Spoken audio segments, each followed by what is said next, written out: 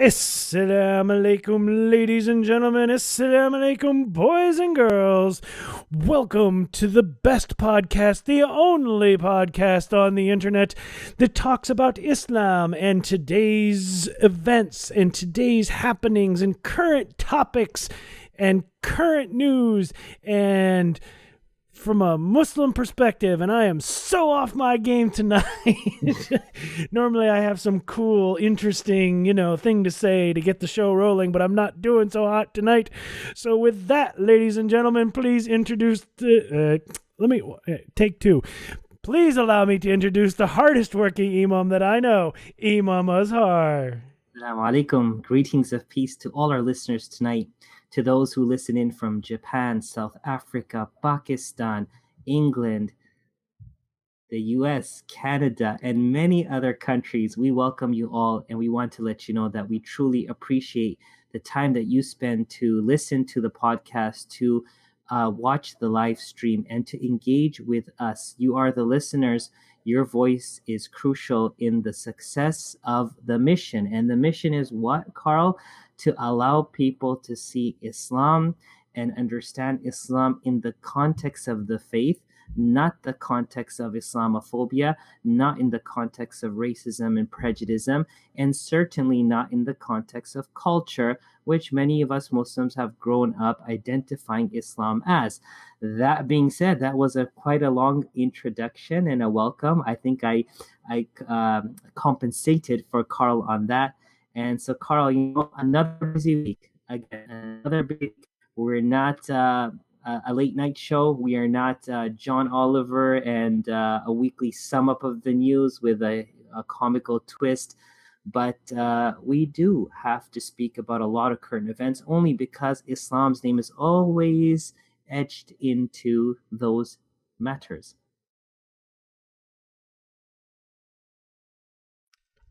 Did I lose you? Did you freeze? I'm sending it back to you, Carl. And I know we have. I think we had a preliminary small talk that we want to cover 3 or 4 very major issues. What I think is important for all of us to understand the severity of these matters. When I was a child and we turned on the news around 5-6 o'clock, I believe it was 1989 ish. Don't quote me on this, but I remember that on news, it wasn't like a breaking news. It wasn't a very long story that they continued to, of course, repeat. Because remember, in those days, it was like the morning news, there was the midday news, and then there was the evening news. And then you have those 10 o'clock news summaries.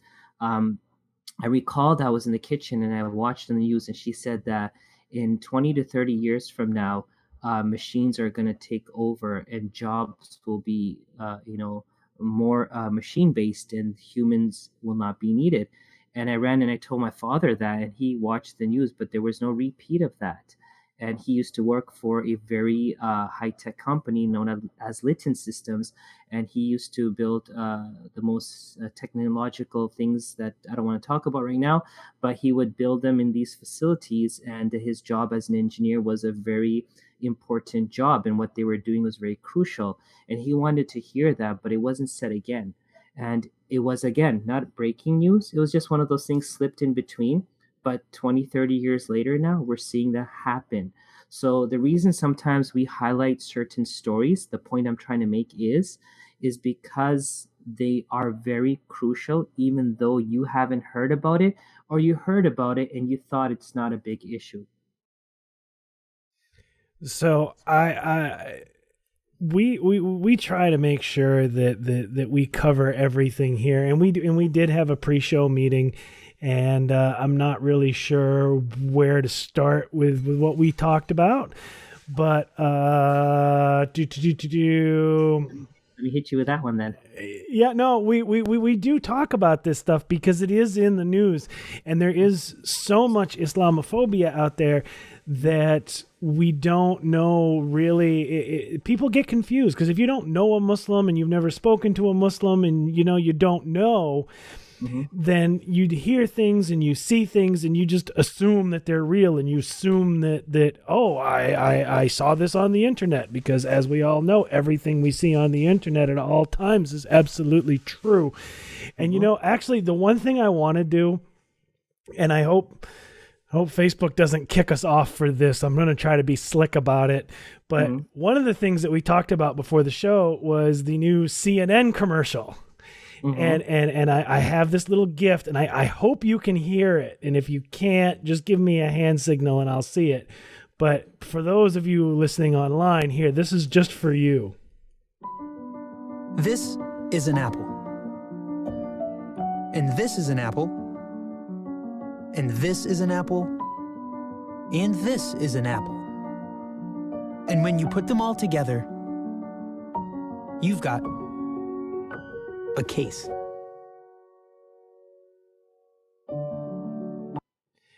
Now that's the second ad that CNN has done. And the first one that you and I were talking about was apple, banana. So, but that's one of my favorites. I'm loving their new ad campaign with that stuff. But with all of that being said, and I think this is an actual segue, and I may actually be reorganizing your story order here, but I have a really nice segue now, because since we're talking about this is an apple, even if somebody puts it in caps and says this is a banana, at the end of the day, it's still an apple. I want to talk about this misconception of Muslims and goats. And I don't know where this came from. And honestly, when you try to insult Muslims, especially me, with like, oh, these goats and Muslims are goat lovers and blah, blah, blah, I find it hilarious. It's not a good insult for me, because I think it is funny, because it has no basis in anything. Now, why do I say that? Because this week in Arizona, there was a woman who went into a mosque. She trespassed, she vandalized, and one of the things that she did while she was there was her son climbed up on the back of the van that they use for funerals and said to be careful that they keep the sex goats in the back of that truck. Again, don't know where it comes from. I find it hilarious. But this woman posted it on Facebook. She live streamed the whole thing, and she just went through the mosque and vandalized it and trespassed. And let's see, I'm just looking here. I think it's got like 10,000. Yeah, she's been arrested. I think she has like 10,000 views at this point. But anyway, there you go. There's your segue. I want to break this whole thing down for our listeners today, because it's a very important topic, and that's what we're going to end with today. I want to start with an incident that occurred in Nottingham, England, where a teenage girl, 18 years old, of Egyptian origin, was beaten up by 10 other girls, some older than her age. She was put into induced coma, hopefully that she would recover from her injuries, but 3 weeks later she passed away. She died last week, I believe. And now remember the analogy that Carl shared with you on our segment today, which was from CNN, because I want to explain to you how this hits home with these three incidents that we're going to talk about today. When Allah subhanahu wa ta'ala talks about justice, he doesn't only tell us to establish justice, but he tells us to uphold justice. When he tells us to learn, he doesn't tell us to kind of skim through the top. He talks about in depth. And when we say reading, which is the first revelation, iqra, means to go all in and extract and excavate and collect and bring out. Don't take he say, she say, word say. We look in the history of Islam, and I'm going to take this a bit out. We look in the history of Islam, a question could be asked, why did Allah send so many prophets? Why was there Jesus, before which there was Moses, and there was Jacob, and there was Aaron, and so many of the prophets? What was the purpose of all these prophets? Peace be upon all of them. And I know. I know the answer to that one because we kept screwing it up. Anyway, go ahead. There you go. That should be a T-shirt for Raw Islam because we kept screwing it up, and that is so true. You know why? You know how they screwed it up? This is the exact story. When a prophet would die, the people would start, they would start sidelining themselves from that religious tract in a mental state of goodness and piety, and so the idea was sowed into their minds. Why don't you make like a picture of the prophet, so when you see him you remember God and you worship? And so it worked for a while, but then the picture thing wore off. So they said, why don't you make a statue of him, a replica statue of him, so when you see him you'll remember God and you'll do your repentance, and so on and so forth. Ultimately, after 2-3 generations, they're here sitting in front of these idols which are of prophets or saints, and they're worshiping them, and their children assume that they're worshiping the idols, but they, out of good faith, were worshiping God in remembrance of the prophet in front of them. But what happened was it took them back to adultery and to worshiping idols, which took them towards monotheism, pushing for faith again. Long story short, this is exactly what's happening. Why in the world was a girl who is a Muslim beaten to death by 10 other girls? What goes into the mind of an individual that they're willing to commit such a heinous crime, knowing that they could be put away or maybe face death, depending on what the country is or what state they're in, what the law is? I don't know what it is in the UK, but they were willing to go that far. Remember, this is an apple, this is an apple, this is an apple. And we're saying that to a banana. There's a banana peel in front of you on the floor, and you're telling everyone, this is an apple, this is an apple. It's only a matter of time that that picture turns into a statue, and that statue turns into God, i.e., that banana peel turns into an apple, and we start dealing with that banana peel as if it was an apple.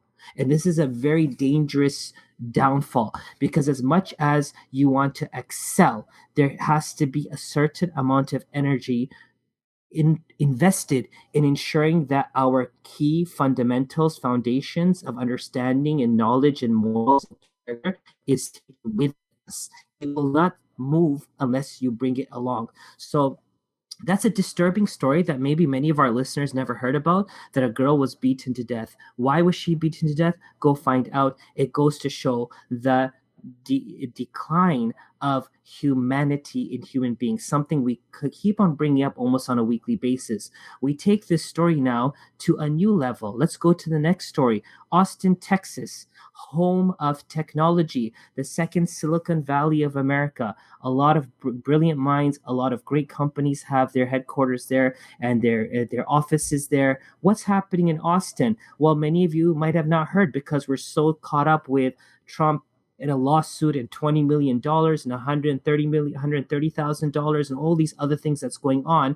There has been till right now, till tonight, there has been 5 bombs in Austin.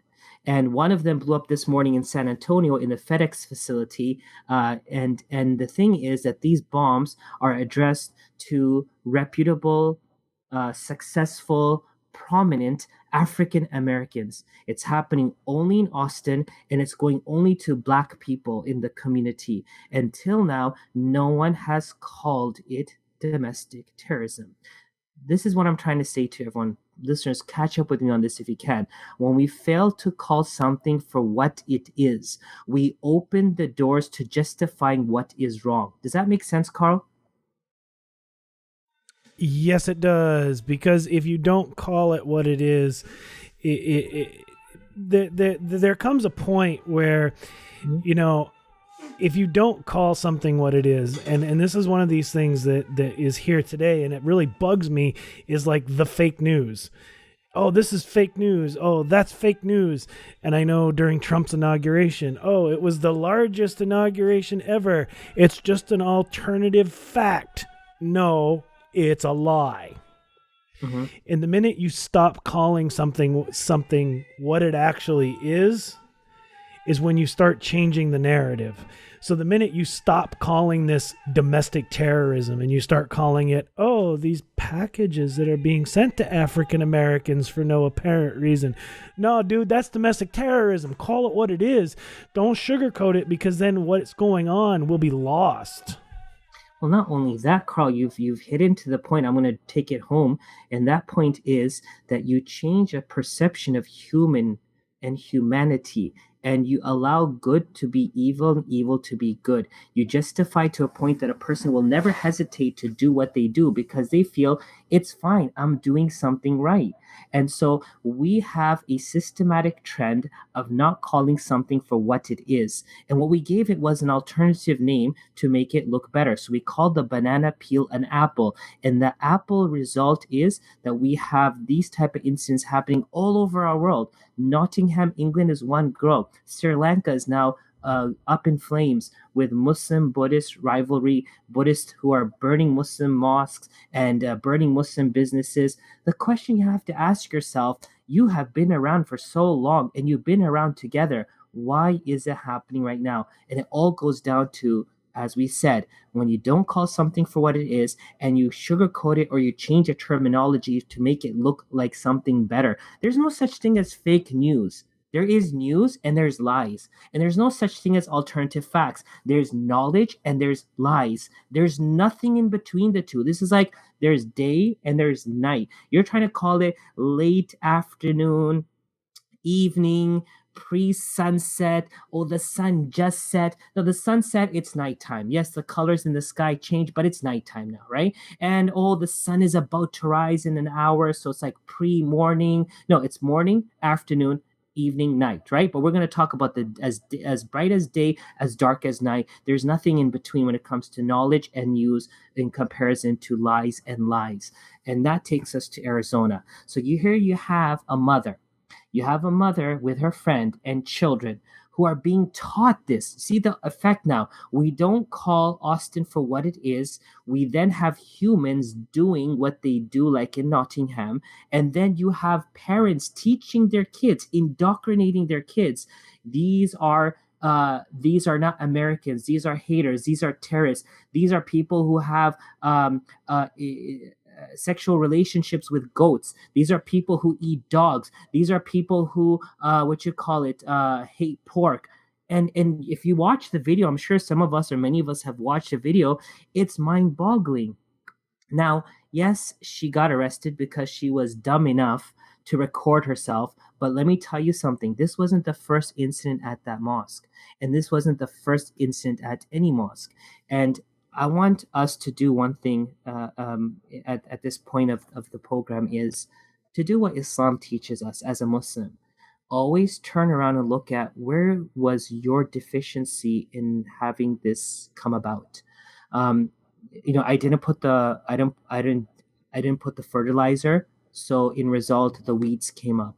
You don't blame the grass at that time. You blame your inaction on what the reaction is. So Islam teaches me that at any given time when something wrong is happening, you turn around and ask yourself, or you look in the mirror and ask yourself, where did I go wrong? So I want to take that mosque, the mosque which I know, ICC Tempe. I've been there twice.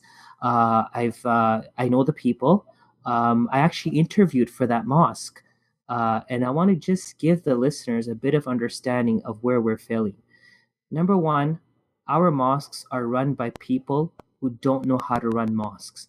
This is a given. And I could say this because majority, in Arabic, they say al-aktharu fi hukm al-kull. If something is in a majority, you can give it a statement of everything. Like it's all in one. And so number one, people who are running the mosques are not professionals in running. Number two, they have selfish motives and interior motives, which then blindside the community from what they truly need. Tempe Mosque is located in the heart of Arizona State University. It's all around it. It has 70,000 students. In the next few years, it's going to have 110, 120,000 students. Your mosque is strategically located in a place where you could make a grand impact in a state that has so much racism and so much phobia, and you got people who are who are Muslims who hate Islam and say Islam has to change and the Quran has to change. I don't want to even say that person's name. You got this stuff happening in your state, and your mosque is strategically located on a gold mine. This is what I've told them, and I'm telling my listeners tonight. But all we got from them was, no, we don't need this, we don't need that. There's no security at that mosque. Number one, there are many people who reside in those apartments up there, and God forbid if someone was to do some domestic terrorism, a lot of lives would have been lost. Doesn't matter what time of the day it was. Number two, there's no security protocol except for Jumas and Friday, where you have an officer and have a few security guards, but that doesn't change it. I'm not talking about your inadequate security tonight. I'm not talking about the fact that you don't know how to function a mosque. I'm not talking about the state that there is a certain level of racism in that mosque. Yes, we have racism in Islam. And I faced it firsthand when I was so-called interviewed / interrogated by the board, only to be told that one statement I made wasn't good enough for me to be there. And I'm perfectly fine with that. And I thank God for not going to that mosque. But I could tell you that community is suffering. The students are suffering. They're deprived of the fact that there should have been a proactive approach. Now look at this. The mosque is posting pictures about the rallies and the peace rallies and the support from the community and the flowers that are coming in and the balloons that were hung on the walls of the mosque and the card that was given. Why are we Muslims looking for the sympathy of people? Why can't we be the one sympathizing with people? That's what it's come to in America. If people sympathize with us, then we're okay. If people see us, we're good. If people acknowledge our presence, we're fine. If Apple has a commercial with a girl with hijab, we're making progress. If a Muslim female reporter becomes the first Muslim with hijab to be a reporter in America, man, we're moving forward with miles. But the thing is, we as Muslims, in the core of our religion, we're supposed to be community builders, community supporters, knowledge. We're supposed to distribute knowledge. We're supposed to remove ignorance. We're supposed to stand for what's good and allow other people to see that good and stand with it alongside, even if they don't want to be Muslim. This is the problem. We are inactive, we are insecure, we are a failure to ourselves in our community, and we are thinking because someone gave us a pat on the back and say, you're my brother of Arizona, or everything is fine. This is our problem. So the bombs in Austin not being called for what they are the result of actions like in Nottingham and actions like in Arizona, in Tempe, where people are educating their children these crazy things, which, by the way, Carl, I think I told you this before we started. How come we haven't, as a Muslim community, answered to the pedophilia of Muhammad sallallahu alaihi wasallam, or the pork notion that it's kryptonite, or that we kill dogs, or that sleep with, or that we're here to take over the country, or we're here to impose Sharia law? These are just 6 points. I want you as a Muslim listener tonight, or whenever you listen to this, to ask yourself, how come I don't have the answers for this? And how come I'm not spreading the truth of this? Because I'm allowing falsehood to create the perception that's what Islam is. This is an apple, this is an apple, this is an apple, when it all along was a banana peel. And guess what? We're going to be the first ones to slip on it. Okay, administrative stuff now. So first off, I know I gave you some very confusing gestures off screen, but what I was saying was that there's actually been another explosion in Austin when you were talking about it. Oh, as we were talking, I got the CNN alerts that another one has taken place just now. Layla, I want to say thank you to you for inviting all of your friends. And her comment is that they don't call, and she said salam, by the way. She said they don't call it what it is, but we know what it is. This is why it's very important to continue to educate ourselves as Muslims and as individuals.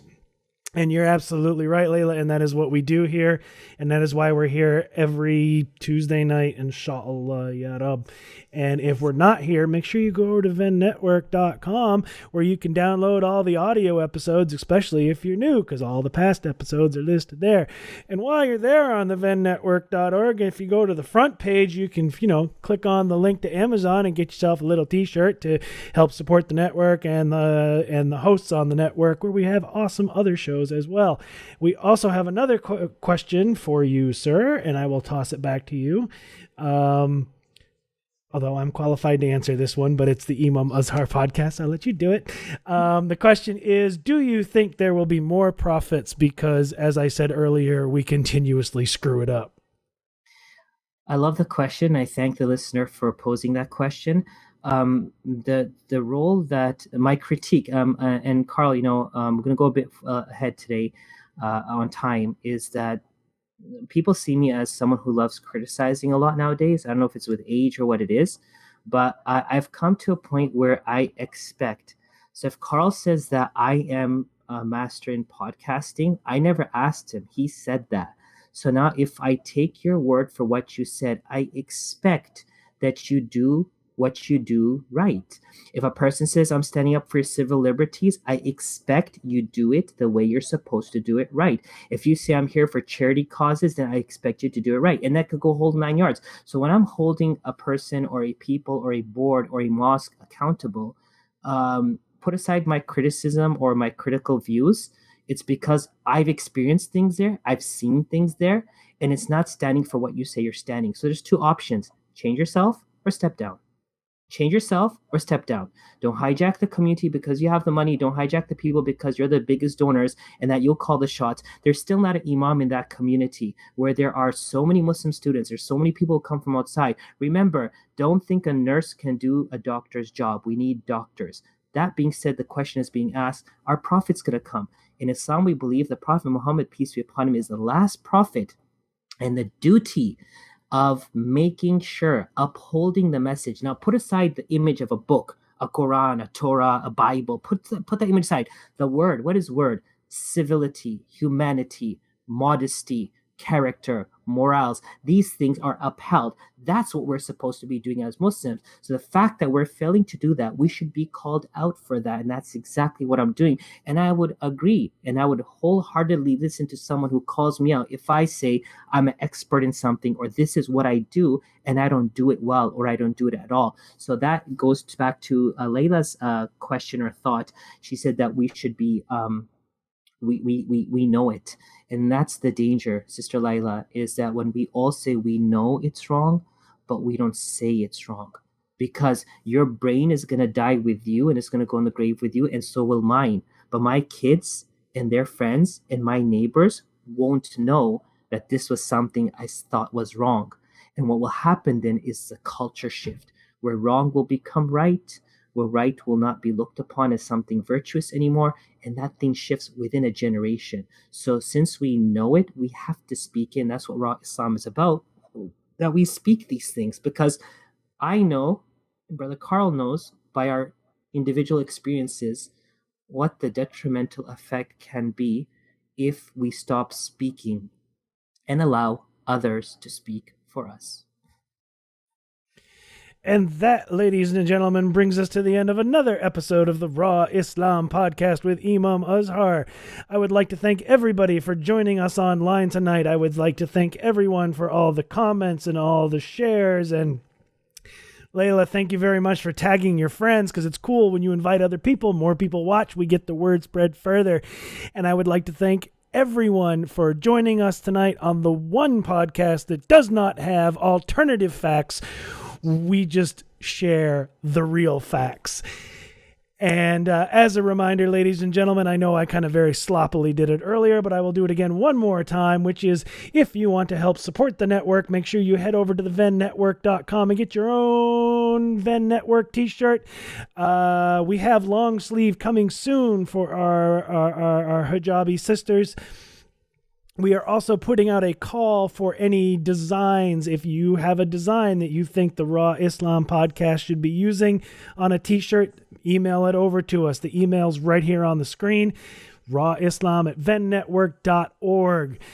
We're also on Patreon if you'd like to help support the podcast, the hosts and network.